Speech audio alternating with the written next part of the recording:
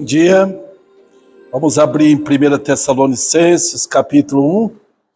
Eu vou dar um retrospecto de tudo que eu falei aqui, no capítulo 1, mas vamos ler agora os versículos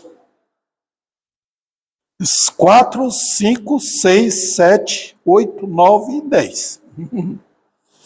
Reconhecendo, irmãos amados de Deus, a vossa eleição, porque o nosso evangelho não chegou até vós tão somente em palavra, mas sobretudo em poder, no Espírito Santo e em plena convicção, assim como sabeis ter sido o nosso procedimento entre vós e por amor de vós.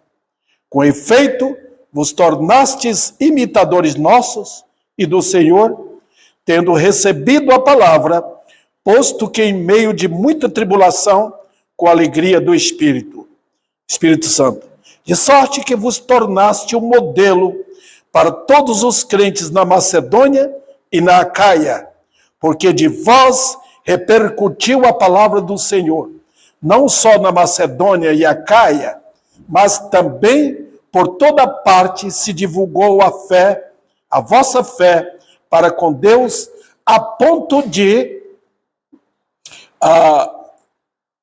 não temos necessidade de acrescentar coisa alguma, pois eles mesmos, no tocante a nós, proclamam que repercussão teve o nosso ingresso no vosso meio, e como, deixando os ídolos, vos convertestes a Deus para servirdes o Deus vivo e verdadeiro, e para guardardes dos céus o seu Filho, a quem ele ressuscitou dentre os mortos, Jesus, que nos livra da ira vindoura. Lembra, irmãos, claro que os que estavam aqui, obviamente, que Paulo, ele começou a evangelizar lá em Tessalônica, aquela cidade, e Deus operou maravilhas lá, muitas conversões, mas ele teve que sair por causa da perseguição. E não era perseguição dos gentios, era perseguição dos próprios judeus. Ele teve ele e Silas, teve que correr de lá. E ele foi para outra cidade. Mas ele ouviu de lá o que estava acontecendo em Tessalônica. Os sofrimentos, as lutas, não jogaram a água fria na fé daqueles irmãos. Pelo contrário, eles ficaram firmes. Então, Paulo, nesta carta, ele está radiante de alegria, porque o que ele viu acontecendo lá em Tessalônica foi algo maravilhoso. Ao invés de desanimar, de apagar tudo, de Satanás chegar e apagar tudo, como se fosse soprando as velas, né? Não, foi um incêndio do evangelho ali, irmãos. Coisa que Satanás não pode jamais destruir e apagar. Então o que Paulo fala? Ele começa a carta como ele sempre faz. Começar uma carta inspirada, ele começa com aquela saudação dele. Ele fala que esteve lá, versículo 1, ele, Silvano e Timóteo. Então ele fala da igreja, eu expliquei para os irmãos o que é a igreja. Ele fala os autores da igreja, Deus o Pai. Vocês lembram, isso está em Efésios capítulo 1. O Pai dentre as três pessoas da divindade, o Pai é o que comanda a coisa. É a vontade dele. E o Espírito Santo se submete a esta vontade. Nós já vimos isso aqui e eu não preciso repetir mais. Depois, no final do versículo 1 aí, ele saúda os irmãos. Eu até lembrei os irmãos, hoje costumam muito falar graça e paz, mas essa é uma saudação totalmente apostólica, irmãos. Só quem falava isso era Paulo, Pedro e João. Você vê nas cartas deles. Nem Tiago, que não era apóstolo, falou graça e paz. Nem Judas, aquele que escreveu aquela penúltima carta lá da Bíblia, falava graça e paz. É só apostólica isso. Se alguém quer falar graça e paz, tá tudo bem. Mas isso aqui é uma saudação dos apóstolos. E eu até expliquei no domingo passado o que significa graça e paz. Era a chegada vamos supor que Paulo chegasse aqui na igreja, tá? Então a igreja ficava assim, Paulo falou, a igreja primitiva, ela sobrevivia das doutrinas dos apóstolos e dos profetas. Então, quando o apóstolo chegava, era como se Cristo estivesse chegando, e eles falavam, graça, nada da lei, nada, agora é graça, e então, por ser graça, paz com vocês. Tá? No Velho Testamento, havia a saudação de paz entre os judeus, né? Um crente, por exemplo, Boaz, quando ele chegou lá na plantação dele, o pessoal estava colhendo, ele faz paz convosco, né? Paz convosco. Era um tipo assim, tá tudo bem. Era uma bondade de um homem de Deus como Boaz, chegando e falando com. Saudação na Bíblia, por exemplo, era muito voltado aos costumes da época. Não tinha uma saudação especial dos crentes. Por exemplo, a saudação com ósculo santo era costume naquele tempo, né? Tá? Hoje, se você fala boa noite, bom dia, desejando, saudando assim, no amor de Cristo, se você quiser falar Maranata, tem vários tipos de saudação. Saúdo a você com um versículo bíblico, pode ser. Tá? Eu tenho muito cuidado com esse negócio, paz, paz, paz, porque esta época agora, quando falam de paz, é porque eles não querem guerra, não querem conflito com a verdade. Hoje, normalmente é isso. Paz, paz, paz, paz, paz. Nada de conflito. Nada de pegar a Bíblia e encarar a verdade. Não tem isso hoje. Então, quando falam paz, até bater palmas hoje estão batendo para pregadores, quando os pregadores falam o que eles gostam de ouvir. Tá? E batem palmas. Então, a força humanística tomou conta do movimento evangélico hoje.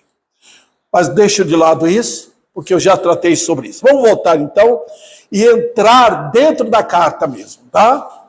E nesse capítulo 1 é muito importante que nós saibamos, irmãos, o que é o Evangelho e quem prega o Evangelho. Nós estamos vivendo uma época, irmãos, que o povo não está nem aí para saber quem é aquele que é comissionado a pregar. Tá? Hoje dão dinheiro, hoje pagam. Tem pastores que é bem recepcionados, sem falar dos falsos mestres que estão por aí, pagando para você falar o que o povo gosta de ouvir. Eu ouvi de um irmão que chegou eu não sei se ele frequentou a igreja, uma das igrejas batistas poderosas lá do Rio de Janeiro, onde o pastor ganha muito bem, acho que ele falou uns 60 mil reais o pastor ganha. Mas tem que falar o que o povo gosta de ouvir. Pregue, é aquilo que a Bíblia fala, tendo comichão nos ouvidos. Fale o que eu gosto. Tá? E é isso, irmãos. Se a gente quiser lotar a igreja, então coloque o que o povo lá fora quer. Tá? Já recebi aqui pessoas que depois do culto falaram. Uma senhora falou, a palavra de Deus falou ao meu coração. E ela não queria ouvir isso. Foi embora. Teve um senhor que veio, falou, aqui só prega a palavra. Não quis mais. Porque quer ouvir algo que agrada os seus ouvidos. Então, irmãos, hoje é a música, da música que o povão gosta. Satanás é o maestro para isso. Né? Então, nós não estamos aqui para cultuar o que jovens gostam, o que o povão gosta. Nós queremos cultuar a Deus, queremos honrar nosso Senhor e Ele faça a vontade dEle. Pronto. Um dia teremos que prestar contas e Ele vai querer, da nossa parte, fidelidade. Tá? Muito bem. Aí então, o que Paulo faz? É uma carta impressionante, né? Tem algumas cartas na Bíblia que Paulo chama atenção. Ele escreveu aos Coríntios, por exemplo, para chamar atenção, para atacar o que estava errado lá dentro da igreja. Ele escreveu também para Gálatas, as igrejas da Galácia, né? Não era uma só não, eram várias. E ele atacou porque aqueles irmãos estavam afastando da fé para voltar para a lei, seguindo os conceitos judaicos de religião. Então ele ataca ali. Mas a carta aos Efésios, a carta aos Colossenses, a carta aos Romanos, que não é uma carta basicamente, é um livro ali, mas começa como carta e termina como carta. Tá? Mas a igreja de Tessalônica foi uma igreja que não teve problema. Pelo contrário, Paulo está fazendo uma narrativa aqui. E que narrativa poderosa. Ele começa como? Damos sempre graças. Versículo 2. Sempre graças a Deus. Olha, não estava orando assim para... fulano de tal está doente, está precisando de um emprego. Não, ele falou, estou dando graças a Deus por todos vós, mencionando-vos em nossas orações. Impressionante. Ele falou, dou graças a Deus. Glória ao Senhor. Não tem coisa mais maravilhosas na vida quando há um convertido e que mostra pela vida que é convertido. Tá? Tem muitos que pensam que são convertidos, mas não são convertidos. Paulo aqui está mostrando que através do fogo da prova, eles passaram pelo fogo da prova e mostraram que eram convertidos. Então Paulo, o que ele faz? Ele fica se expondo. E nas palavras atuais, Paulo estava se fotografando para dizer, foi eu, foi Silas, foi Timóteo. Não. Ele diz, damos sempre graças a Deus por todos vós. O trabalho é do Senhor, é de Deus. Ele que chama, Ele que convoca os pecadores.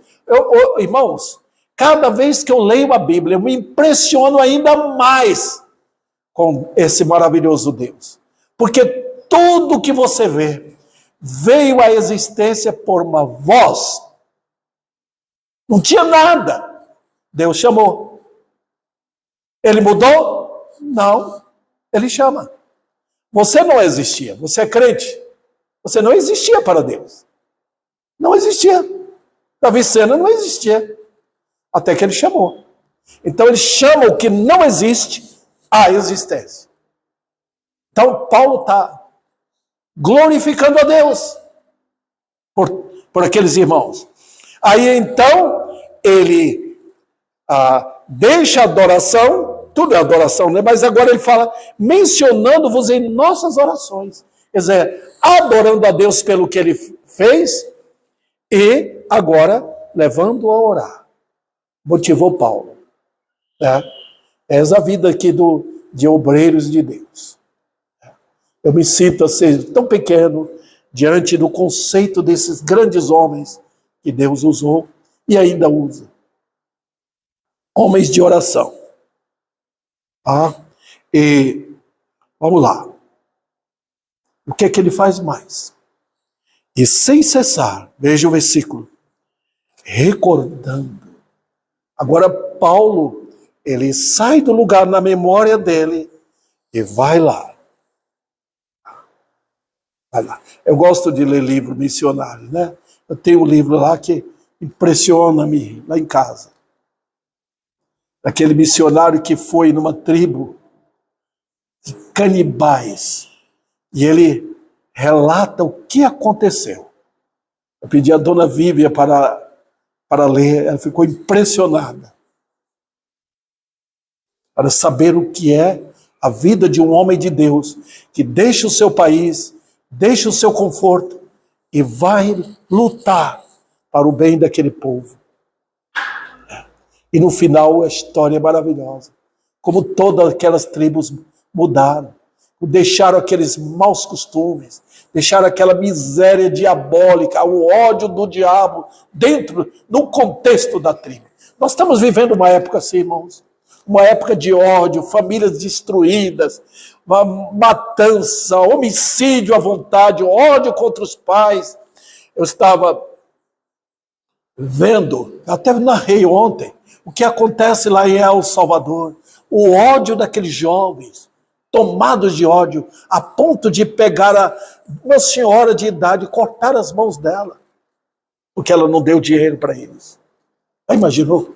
Nós estamos vivendo essa sociedade, é a desgraça do pecado, é o homicida que é Satanás, mostrando seu caráter maligno neste mundo.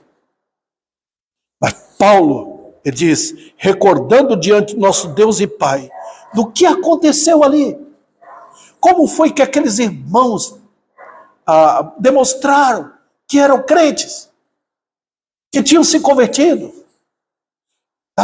Não era barulho, não era pular e dançar. Eles mostraram com 3 atitudes. Olha o versículo 3.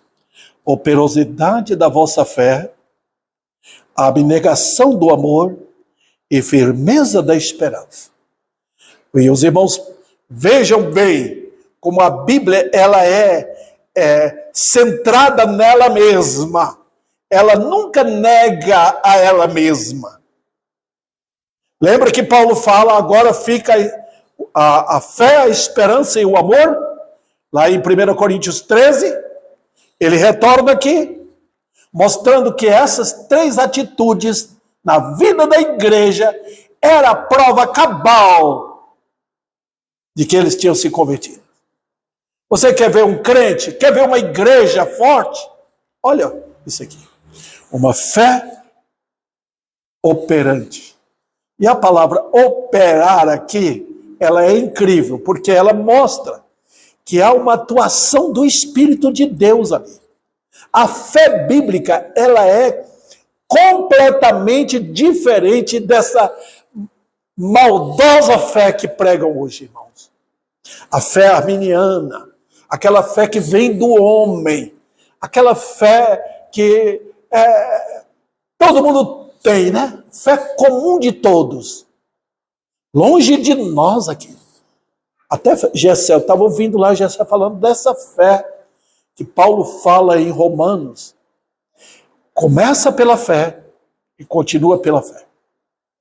Irmãos, aquele texto de Abacuque que vocês ouviram hoje da parte do Gessé, ela é repetida de algumas formas diferentes para conectar-se com o contexto. 4 vezes na Bíblia. O justo viverá da fé. Se aí outro texto diz, se ele retroceder, a minha alma não se alegra nele, não se satisfaz nele. Mas notem, queridos irmãos, o que é a fé bíblica? A fé bíblica é algo operante do Espírito de Deus. A fé mostra que há um novo homem lá dentro. Eu até citei para os irmãos no Salmo 103. Lembra aquele salmo? Bendize, ó minha alma, ao Senhor. E aqui eu quero sempre lembrar esse versículo, porque ele nos ajuda muito, irmãos. Ajuda a minha vida, porque na hora do desânimo, na hora que parece que tudo vai contra, eu não posso ficar parado, cabisbaixo. Você lembra de Josué? Que quando eles parecia que tinham perdido perdido a conquista lá naquela cidade chamada Ai, que 30 homens morreram. Ele ficou arrasado. E ficou com cabeça baixa, começou a entrar em depressão. O que vai acontecer? Deus saiu, falou que nós íamos conquistar, e agora nós somos derrotados. Então virá esse povo todo contra nós e vai acabar conosco. O que é que Deus falou?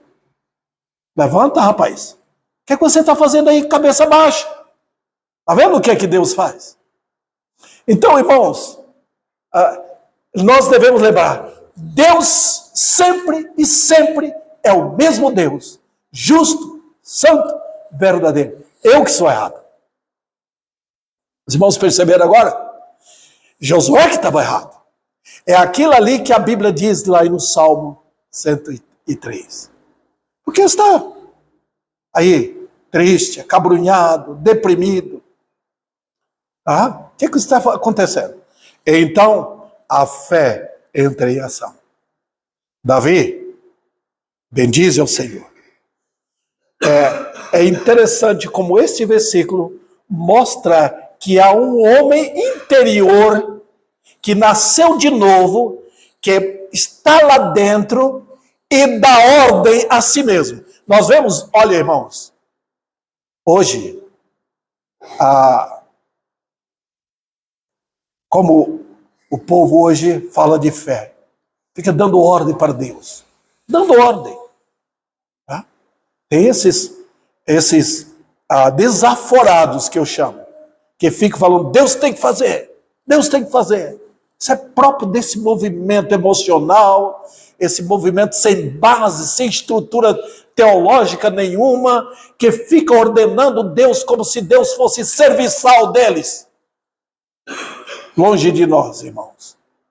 Aqui nós temos a manifestação do que é a fé cristã. Uma fé operante. Eu não examinei o texto no original aqui, mas que eu possa me lembrar, a palavra operante indica algo extraordinário acontecendo lá dentro. Antes eu era morto. Antes o que operava em mim era o diabo. O que acontece com os homens lá fora? Eles têm um poder que opera neles. Eles fazem música para o mundo. Eles criam os bares, criam os motéis, criam as mentiras. Irmãos, o mundo é uma operação contínua. Nós vemos isso em Efésios. Aquele que opera no mundo, aqueles que operam, Satanás, operante neles, dando força para os homens criar coisas terríveis, inimagináveis. Mas aqui não. É uma fé operante. Tá?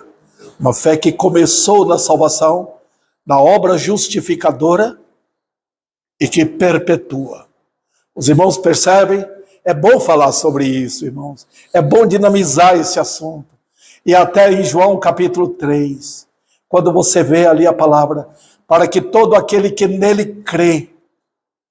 É interessante como as pessoas pegam esse versículo para falar que a fé...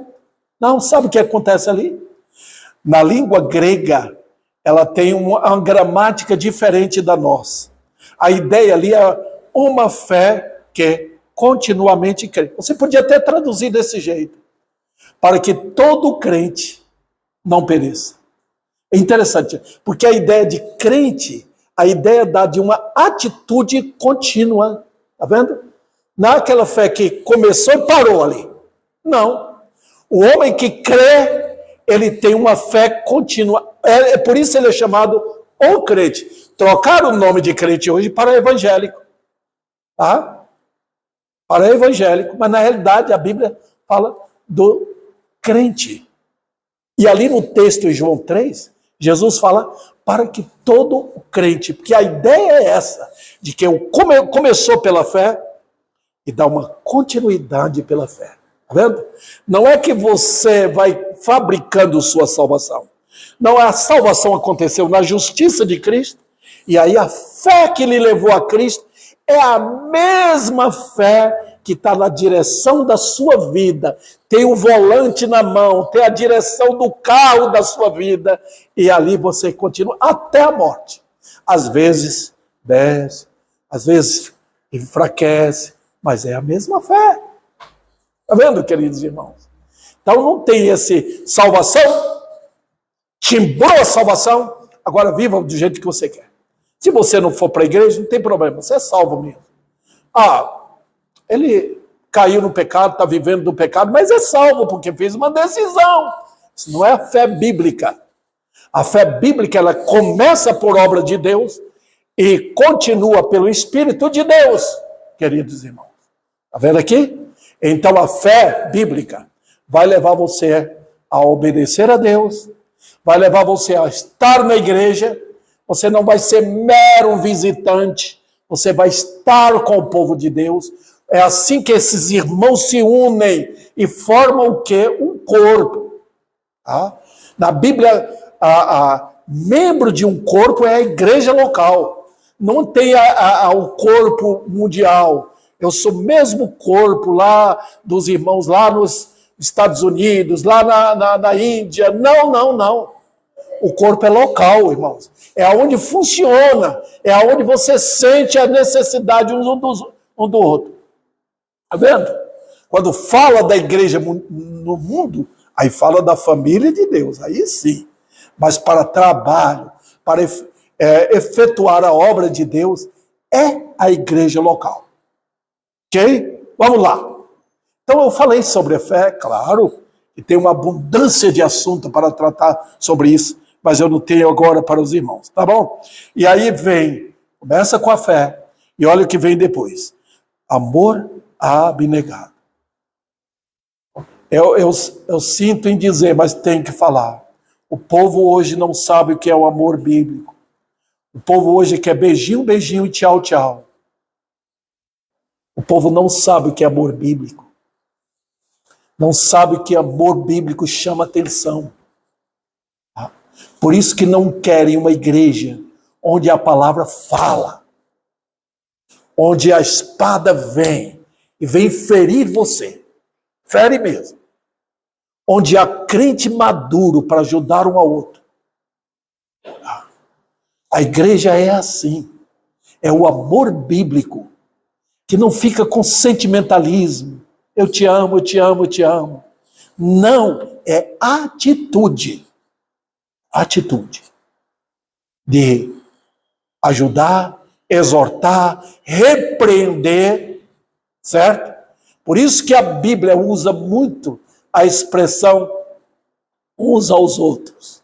Porque ali é parte da igreja, do corpo. Tá? Então, quando eu, por exemplo, tomo uma pancada na minha unha aqui, o corpo todo se volta para sentir o que é aquele eu senti no meu dedo agora depois da pancada. Quando você tem qualquer problema no corpo, o corpo inteiro se volta para isso. Agora, se você não faz parte do corpo, você é como uma luva. Se a luva rasgar,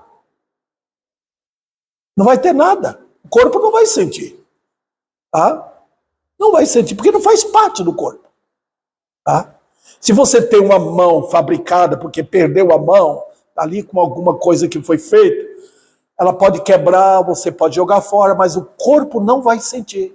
Se você não faz parte do corpo de Cristo, você não tem sentimento nenhum. Você vem para a igreja quando você quiser. Você vai, eu vou lavar minha consciência, porque é assim que acontece, queridos irmãos. E agora, veja a última coisa aqui. A firmeza da vossa esperança. Está vendo, irmãos?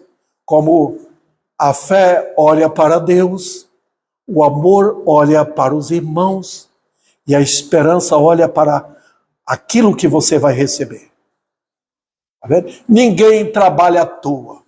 O irmão Brito, ele tem o Uber, ele trabalha na esperança de receber alguma coisa, né? E a igreja de Deus trabalha assim também? Claro, nós esperamos.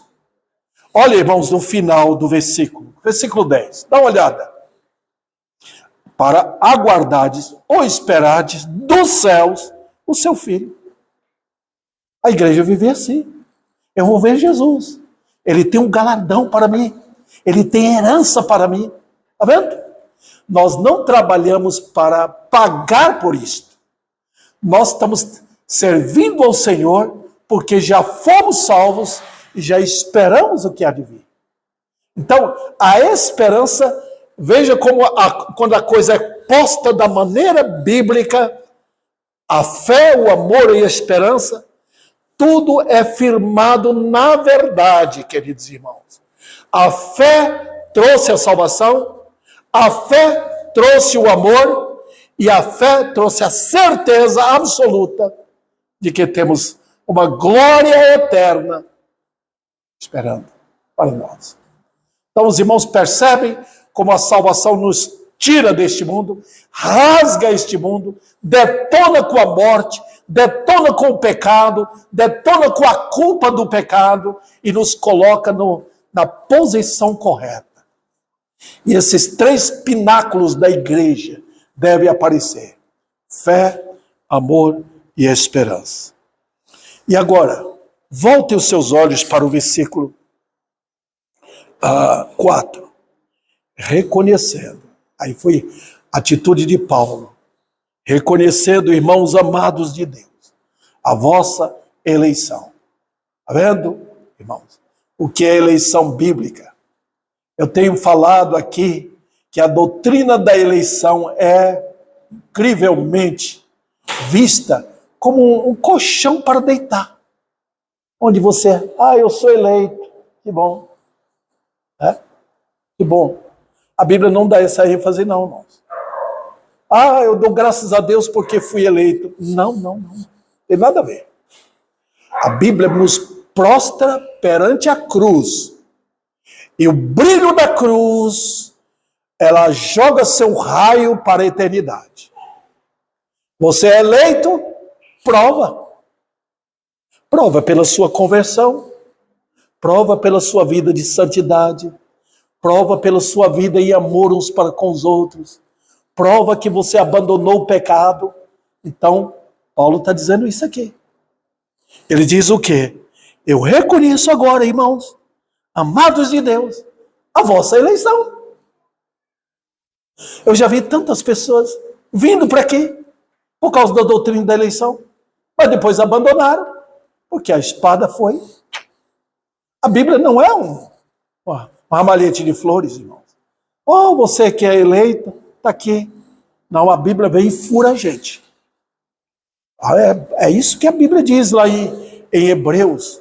A palavra de Deus é viva, ela é poderosa, ela é eficaz, ela vem mesmo e fere o orgulho.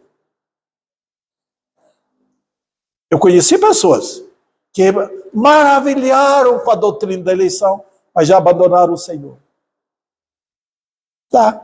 Por quê? Não é a eleição o foco na Bíblia. O foco é a cruz. Eu fui lá. Ele me salvou. E aí, a vida prova agora, obviamente, que é um eleito.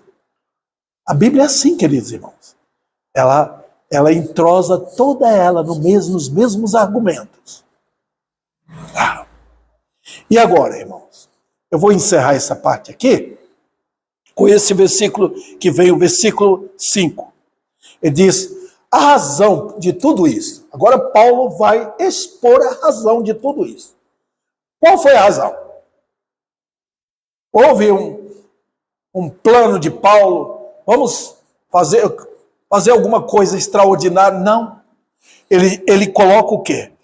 Porque o nosso evangelho, versículo 5, não chegou até vós tão somente em palavra. Vamos parar aqui um pouquinho e explicar. Será que não tem alguma coisa mais a fazer? Será que não temos um trabalho, uma atividade, todo mundo correndo para lá e para cá para fazer? Vamos lá ajudar, vamos distribuir uma cesta básica, dar isso para o povo. Não. Paulo não entrou com isso. Aqueles homens confiavam eles confiavam poderosamente na palavra. O evangelho é o quê? É o poder de Deus. Lembra de Romanos? O poder de Deus para a salvação de todo aquele que crê. E a palavra poder é a palavra dinamis. Você sabe o que significa a palavra dinamis? De onde vem a nossa palavra, o nosso vocábulo, dinamite. E vocês sabem o poder de uma dinamite. Aqui perto, vindo de São Paulo, chegando ali depois de Cravinho, você vê aquela